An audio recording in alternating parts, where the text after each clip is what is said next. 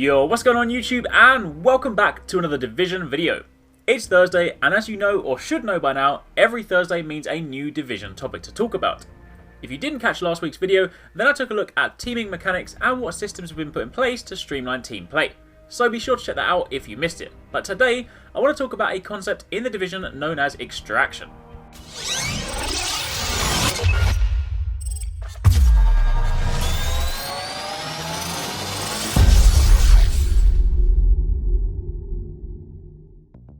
So, extraction. First up, what is it?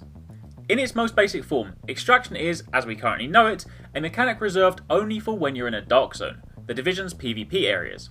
You or your teammate shoot a flare into the sky and are then given 90 seconds to hold your ground before you are able to successfully extract. However, the flare also pings the map so that players within the vicinity are made aware of your intentions and can opt to swing by and ruin your day, or stop you from extracting, however you want to put it. Exactly how you exit the area we don't yet know. I would imagine, given that you shoot a flare, it would be by helicopter. But with that being said, it does raise an interesting question. If you saw my snowdrop engine and immersion video, you'll remember I spoke about the techniques the team have in place to ensure that they can keep the player immersed at all times.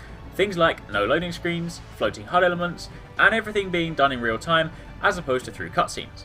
So, with that being said, being extracted by a helicopter would surely break certain elements of immersion, right?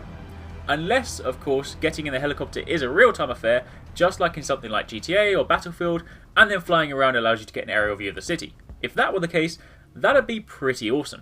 After all, the game world in the Division is massive, so I'm sure there'd have to be some sort of system in place that would allow you to move from place to place without having to walk from one side of America to the other. But anyway, that's a topic for another time. Back on track. We got a glimpse at extraction at the end of the E3 2013 trailer, where the agents leave the police station, one of them shoots up a flare, and the camera pans up to show what's going on. Obviously, the camera moving upwards here was just for dramatic effect. After all, if you have to fight for 90 seconds, then a top-down camera won't be much use.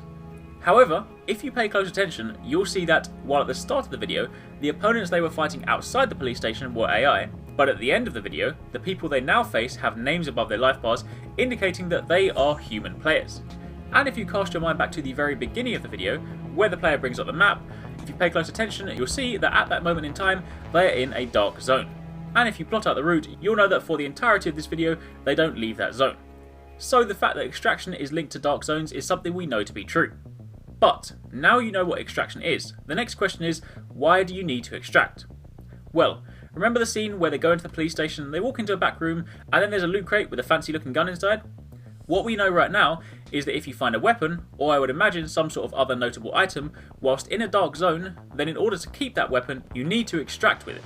Sure, once you find it, you're free to use it, but if you die, and you haven't extracted, then you lose it and other players can take it from you.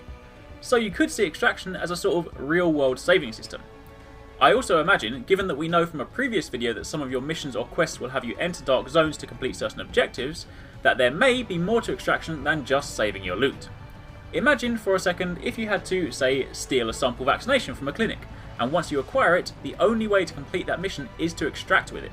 So at that point, not only do you have AI enemies to contend with, but also other human players. Either way, as you can no doubt imagine, with a system like this in place, those dark zones are going to hold some pretty awesome loot. But you better be ready to fight for it. Pretty cool stuff. Could be seen as a little bit harsh at times, but hey, surviving in a world like this is never going to be easy. And on that note, that brings me to the end of this video. Hopefully you guys enjoyed it, and if you did, don't forget to hit that thumbs up button and leave a like, and if you're not already part of the Arekkz Gaming Nation, then hit that subscribe button to stay up to date on all our videos. Be sure to check back every Thursday for a brand new Division video, and thanks for watching, take it easy, catch you next time, peace out.